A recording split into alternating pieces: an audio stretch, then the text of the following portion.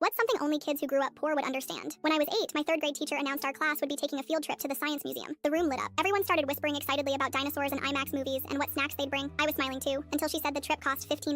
That night, I watched my mom stand at the kitchen counter, counting out grocery money in piles of singles and coins. She looked tired. Her jaw was tight like it got when bills came in. I stood there, silently holding my permission slip. "Mom, I need $15 for the field trip," I finally said. She didn't answer right away, just stared at the paper, blinking slowly. Then she sighed and said, "I'll figure something out." The next morning, I found an envelope with my name on it inside my backpack. It was fat and heavy. Inside was exactly $15. Quarters, dimes, nickels, a couple of pennies taped to a sticky note to keep them from falling out. No bills. I didn't understand at the time, but years later, I realized she'd emptied the change jar she kept in the back of her closet, the one labeled emergencies. At school, when I handed the coins to my teacher, a few kids saw, "Did you rob a vending machine?" One of them laughed. Another whispered, "You know money doesn't have to be dirty, right?" I didn't say anything, just stood there while my face burned hot. I remember trying to hold the envelope low, hoping no one else would notice. That weekend, my mom made boxed mac and cheese for dinner, but she didn't eat any. She told me she wasn't hungry, just tired. I believed her until I opened the fridge later that night and saw nothing inside except a carton of eggs and half a bottle of ketchup. The field trip was great. I still remember standing under the life-size T-Rex skeleton and thinking it was the coolest thing I'd ever seen. But even at 8, part of me knew the price of that day. Years later, I became a teacher. Different school, different kids, but the same field trip, same $15. One day, I passed out permission slips and noticed one of my students, a quiet girl named Alina, staring down at hers like it had insulted her. She didn't say anything, just folded it neatly and slid it into her folder. 2 days later, her mom dropped off an envelope filled with coins, mostly nickels. The envelope was hand-decorated with stickers, a little heart in the corner. When I opened it later, I saw $15 in exact change, plus a note in shaky handwriting that read, "Thank you for letting her go." I recognized the look in her mother's eyes when she handed it to me, that mix of pride and worry. I recognized the silence in Alina's posture, the way she avoided eye contact during lunch that day. It was like looking into a mirror I didn't know I'd left behind. That afternoon, I went out and bought a mason jar and a label maker. I wrote Field Trip Fund and stuck it on the front. I dropped in $100 of my own cash and set it on the corner of my desk. Quietly, I mentioned during morning announcements that if anyone ever needed help with trip fees, they could take what they needed from the jar. No questions, no names.